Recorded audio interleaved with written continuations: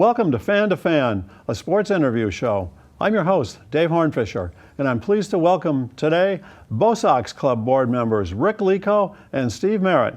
Guys, welcome. It's great to have you here to talk about my favorite thing, the Red Sox. Pleasure to be here. Great to be here with you. I have to give you the Thank you, official David. handshake. Thank you. Good to see you. And Rick, why don't you kind of get us started a little bit and just tell us a little bit about the history. What is the Bosox Club? Bosox Club is the oldest Major League Baseball fan club in the country. Wow. Back in 1966, when I was 12 and rooting hard for the Red Sox and disappointed with their bottom finish, as they had a tendency to be, came 67. And in 67, we all know what happened. And prior to 67, in that off season, a group of people from the Red Sox, including Dom DiMaggio, and a few others, got together, local businessmen, and decided to put together a fan club to try and build some enthusiasm for the team. And they built the enthusiasm. We ended up with a new manager. We had a new winning attitude, and I like to say the true Red Sox nation was born in '67, and it was born by the Bosox Club and the Boston Red Sox and the Impossible Dream Team. It was a wonderful, magical season, one that we would never forget. And if anybody is interested in being a member, if they walk into Fenway Park, and every time they walk in, they see that beautiful green ballpark, if they turn into a 10-year-old like I do, well, this is the club for them. And I've just got a quick story I'll tell you about what can happen in a Red Sox game. I was at the final game in '67 with my dad, and when the final out was made by Rico, everybody ran on the field. My dad wouldn't let me run on the field. He said, "No, you're gonna get clobbered out there. You're gonna get hurt."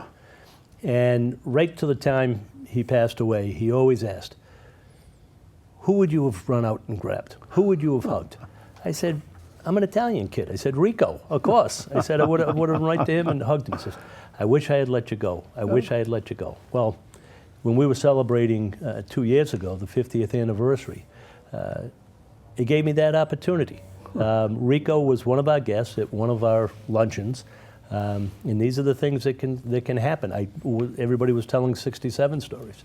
So I told the story, and then I turned and I looked at Rico. I said, "Rico, it's time that we made my father smile in heaven." I said, "Get up here." He came up, and the two of us gave each other that big hug that had been waiting for 50 years. Bingo. So Moment satisfied. a Bucket special list time. item checked off. Absolutely. Okay. That's great. Well, Steve, how did you get involved with the Red Sox and then with the Bosox Club? You've probably got a story, too. Well, sure. With the Red Sox, I was a little bit younger than my partner here by a year.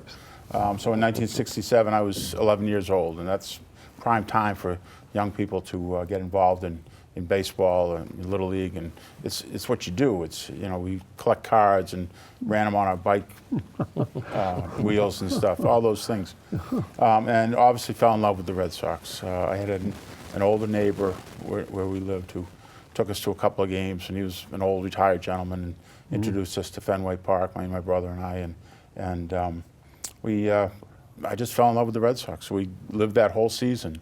And I wasn't at the last game, but I was watching it with my best friend, and we all went running out in the field after the game and threw the ball around, and just euphoria because the Red Sox were going to the World Series. So it was a great indoctrination, and my love for the team and for the sport has just grown since. My son, when he was born, I coached him in Little League and Babe Ruth League, and actually right here in Framingham. So we had baseball's just part of it's my avocation, if you will.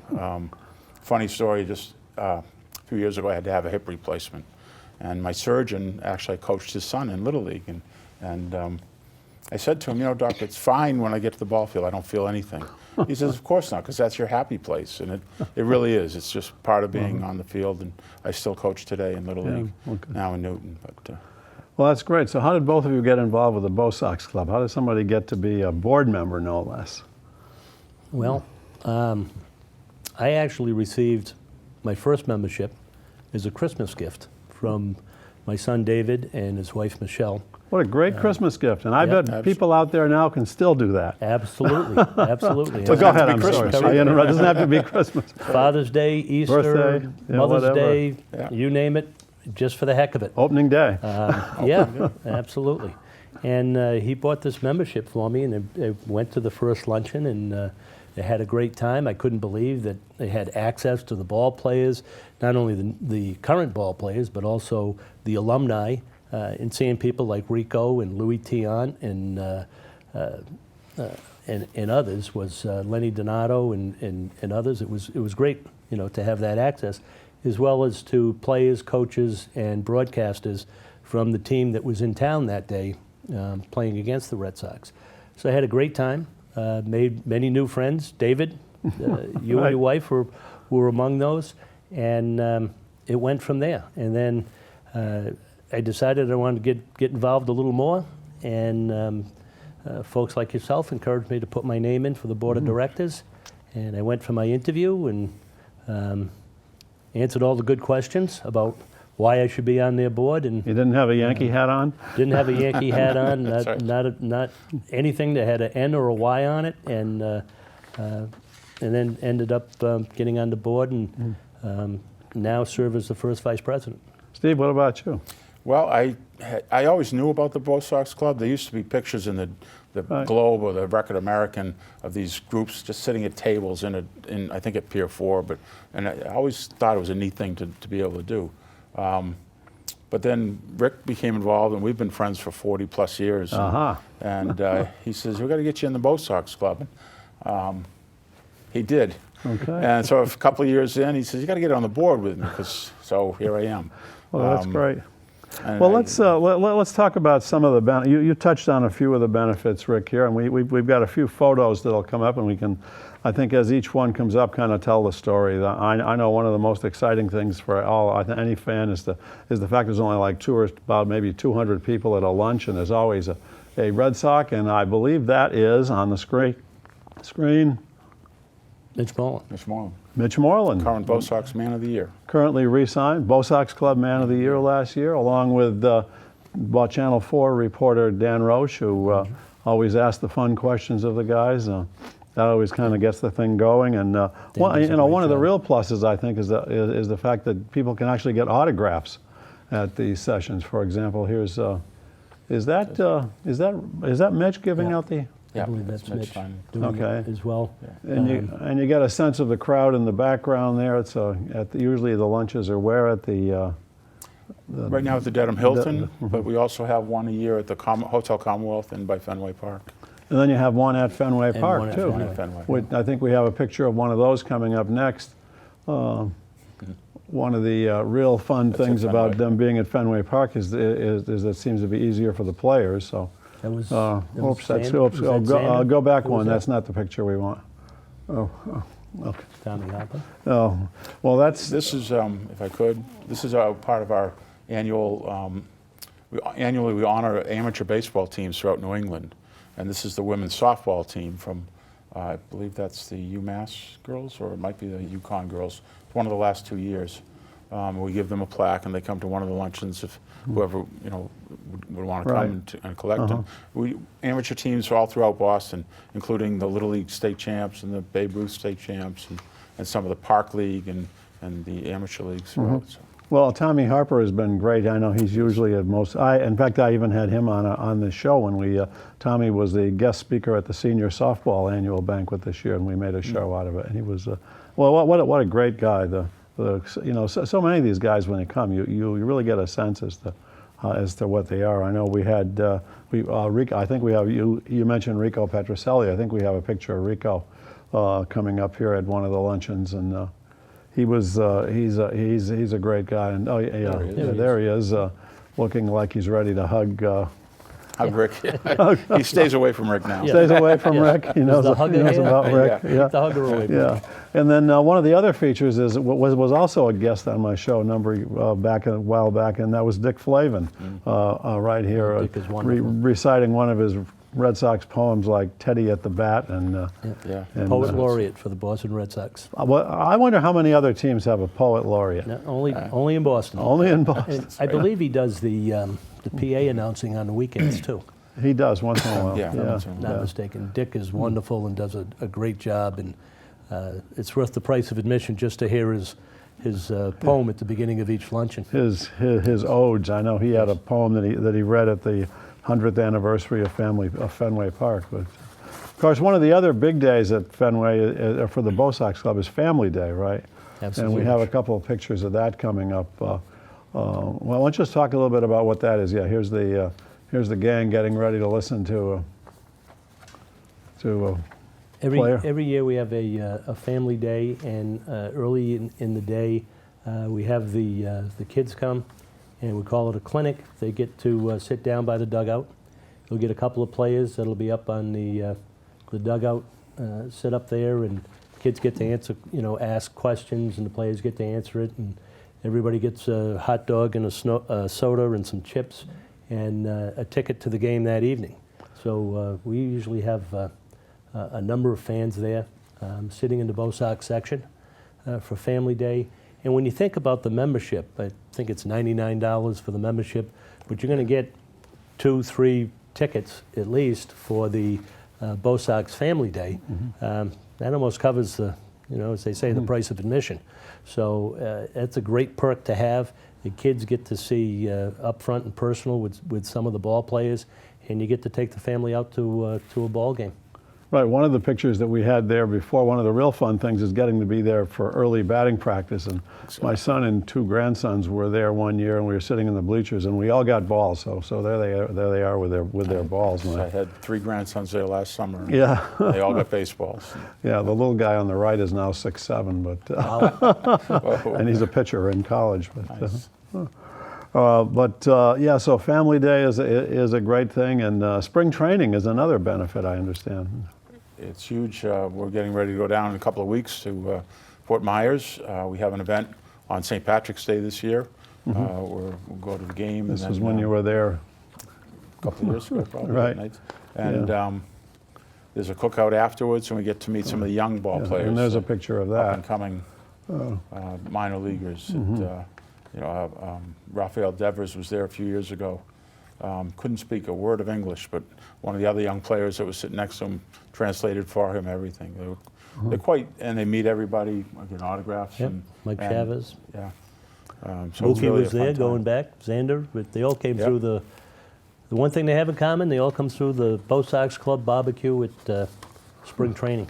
That's It's right. It's a great time. And you have access, it's another benefit, you have access to spring training tickets, great seats, usually behind home plate, and these games, like the games here at Fenway, are sold out. So it's a great opportunity to get down to spring training if people have that the time that they can get down there. There's a special deal that we have with one of the local Marriott courtyards, and it's like half price from their, the regular room rate. So it's really a great time. And all this is for $99. I have All to for keep reminding $99, fans out there yes. in TV land that this is a real benefit. I always thought, somewhat like Steve, I used to read about this in the newspaper that so and so was quoted at the Bosox luncheon. I always thought it was difficult to get to be a member, but I don't think it's that hard anymore. No, it's It's a matter of writing a check for $99 or And- going online, and we accept credit cards online as well. And well, let's touch on the website here. What's your website? It's Bosox.org. Yeah, bosoxclub.org. And, that's .org, O-R-G. Right. Bosox, all one word, bosoxclub.org. Right. Yeah. And then fans can go on there. We encourage them to take a look around at the different pictures, the different areas there. You can sign up right there on the site. You can look at what the events are. In fact, the list is out, I believe, now. I think it came out today of all the lunches that'll be coming up during the season. When Family Day is, when the luncheon at the Commonwealth Hotel and the luncheon at Fenway Park will be as well. And this year, we're doing things a little differently. One of the things that we're going to be looking at is women in baseball as well. And we've got some fantastic women who are involved in the front office of the Boston Red Sox. Maybe you'll get it's- Janet Marie Smith to come by? Yeah, Possibly. yes. She's on the invite list. Yes, yeah, right. And the Red Sox are one of the leaders in women in the front office and in positions of importance, in GM positions, et cetera. And so we're gonna be putting a program together. We hope once a year one of our luncheons will be specifically that, featuring women in baseball, and who better to start with than the women of the Boston Red Sox. Right, yeah. So then the other, well, there's a picture here coming up. Speaking of real fans, we have a picture of a lady of a woman at one of the events, and her shirt that day just kind of identifies what a real fan is there. And I don't know how many autographs she has on that shirt, but She has a lot. And, She's an actress. she's an actress. I'm Actually. trying to okay. remember her name and can't remember it. oh, that's right, yeah. She gave a wonderful presentation Yeah. about being a Red Sox fan, and I believe her husband was a Mets fan, Yes. if I'm not mistaken. So the only team she'll root for other than the Red Sox will be the Mets if they're not playing the Red Sox. I'm always amazed when I go to the luncheons to meet to just find out that just how deep some people's interests are. I mean, people with 500 autographed baseballs, and are either of you guys collectors of sports memorabilia or I'm not really. I have a few baseballs that Yeah. I cherish. I actually have one from Bernie Carbo that is one of my favorites. with the big home run? The big home run. But got- also, I've got a few select pieces that I like. I've Yeah. got a little room downstairs in my basement that's a nice little TV room, and got a number of baseballs. I like to collect a baseball from each ballpark that I visit. Have you been to a lot of them? Well, especially minor league. Okay. And right. they're a lot of fun. So I give a little boost to the Woo Sox too, even though my heart's broken. They're leaving Pawtucket because I'm 15 minutes away from that ballpark. Oh no, But, I know. Well, I certainly give a little boost to the Woo Sox, to the good people, and it should be a lot of fun. we had them on this show recently. They're pretty excited about that. Oh, it's going to be a beautiful ballpark. Yeah. The Bosox Club, in addition to all this fun stuff, does a lot of good in the community. I know there's a lot of charities that the Red Sox support, and the club does too, I understand. Yeah, the Jimmy Fund especially is one that we get involved in every year. And every year or every other year, depending, is usually a $5,000 contribution that we give to the Jimmy Fund. And there's a number of camperships that we give to kids, because you want to spread the love of the game to the kids as well. And there's an opportunity for what we call camperships to support and sponsor a number of kids to go to these baseball camps during the summer also. there's a number of other organizations too. Kevin Euclid Foundation that we've supported over the years, and of course Dana Farber and the Pan Mass Challenge has been support. Yeah, that begins and ends at Fenway, doesn't it?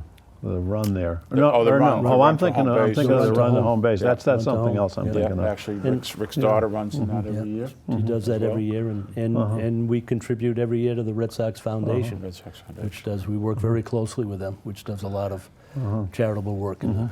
So as Throughout the you know, to be in the Bosox Club, we identified you guys as real fans, and I think that's one of the fun things of going to the lunch is you sit down and you sit at a table with either friends or people you don't know, and you don't have to talk about the weather, Exactly. And so Yeah, Or you don't have to- politics. or politics, Politics, especially that. Or work, it's, Or work, yeah, it's the right. middle of the day. For me, it's, I get out of work and go to usually the board meeting, and then we have the luncheon. And it's just being with people who are just there together because we're fans of the Red Sox and of baseball. And they're usually held after a game in which the visiting team has guests at the lunch too. Right. Yep. And so there's invariably something from the game the night before that was interesting. Except for the Yankees. Tell me Because about Never send that. anyone. there's a little note in, I think it was 1985, George Steinbrenner said the Yankees the players couldn't go to Really? the Bosox Club because it was a distraction. And I think they still have that in effect. They do send coaches from time to time, but no ball players. Okay, so there's probably not a Yankee But that luncheon goes back anyway. to George Steinbrenner. I'll have to see if it's part of every Yankees contract. Yeah, probably. right there. Yeah, you don't see a lot of, well, a few people do show up with a Yankee hat on, claiming to be baseball fans, I guess. We're all baseball fans, All I guess. baseball. They do pay double, though. And you can bring a guest if you go too, right, if you're a member. Absolutely. Yeah. And the lunches are reasonably priced, are they about, They're about $42, $45 okay. now. It depends on for a the nice location. served lunch and probably an hour-long program at least? And, Yeah, at least, and that'll probably get longer when my friend here takes over. But but yeah, it's a good program. Like I say, it's a wonderful day out to have a nice lunch, be with fans, and get to hear from the ball players and some of the MCs like Dan Roach is just a tremendous guy, and others that we've had before us, Mike. The old Channel 5 guy who used to be with us. Mike Lynch, yeah. No, Mike, the other Mike. Oh, okay. The other night. Okay. Well, anyway, we're all Red Sox fans, and I guess I have to take a bit of a risk. This show will probably be run fairly soon before the season starts, where we're taping this in February as spring training just started this weekend. But and it'll probably be run through the season. Do we want to have any? This is 2020. Kind of an interesting year. What do you guys as fans see that's exciting about the Red Sox this year? They're the Red Sox. They're the Red Sox. Yeah. Well, that's spoken like a real Red Sox fan. If I've right? been rooting since I was 6, that makes it 60 years that I have predicted every year that they'll win it all. Okay. I've been right 4 times in 60 There you years. go. Yeah, well, that's You know, right. So it's, Pretty good And average. your grandkids done a lot better than that. oh, yeah, yes, they have. The kids today just don't understand. They just don't. They think the Red Sox always win. All the teams win right around here. That's Patriots, right. Red Sox. That's a you know, parade every year. Yeah. They're starting to learn. But I think it's a great opportunity to bring the kids in, to get them involved. It's going to be an interesting year. My grandkids are, we were talking about it last night at Sunday dinner. What's going to happen with the Red Sox this year? Well, there's still a lot of talent left on that team. Yeah, There and is, it's there is. fun to watch the young talent, the new kids coming up, and they learn a little bit about the fact that it's a business also.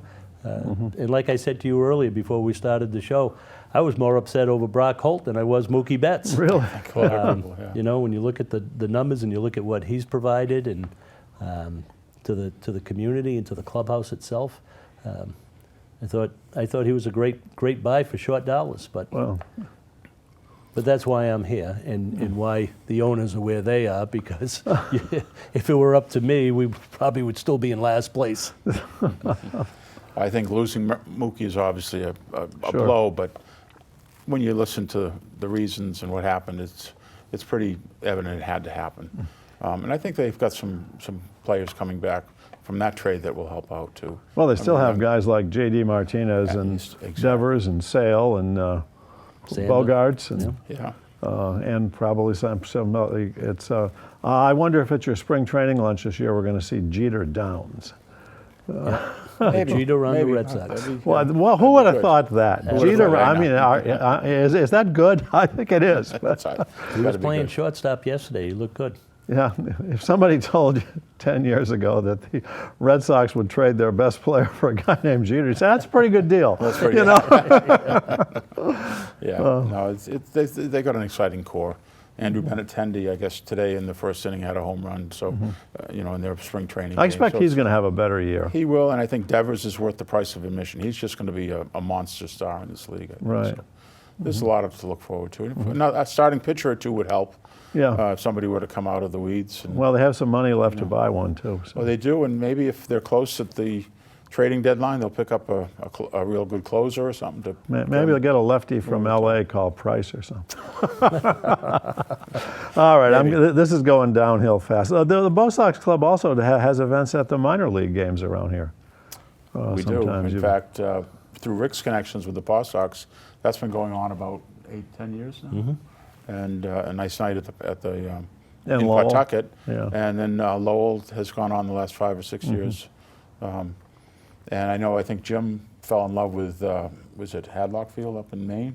Oh, that's Portland. wonderful. I went there once, So yeah. he may do something up there this year, we'll see. I went up there with my grandson to see Moncada and Benintendi play, and we said, oh, this Moncada is going to be incredible. Next thing you know, we got Chris Sale instead of him, which wasn't a bad deal. Not a bad deal. But Benintendi has also been great. I see you've got in your hand a book about the history of the Bosox Club. I do. This is written by a member, Bill Nolan, and it kind of details all the history of the club, and it's really a fascinating read over the years, the different players that came to luncheons and how back in '67, I'm doing it the wrong way. There we Back go. in '67, all the players came. In fact, in September, now here they are in a pennant race, and there was a luncheon, and virtually every player came except for Carl Yastrzemski.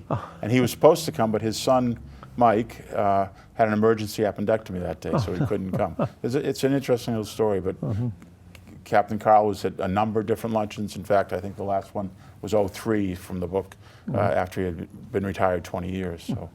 That was great. A couple of years ago, they had the 50th anniversary of the '67 team, and a whole bunch of them came. And Yeah. their stories were just so much fun. I mean, Yeah.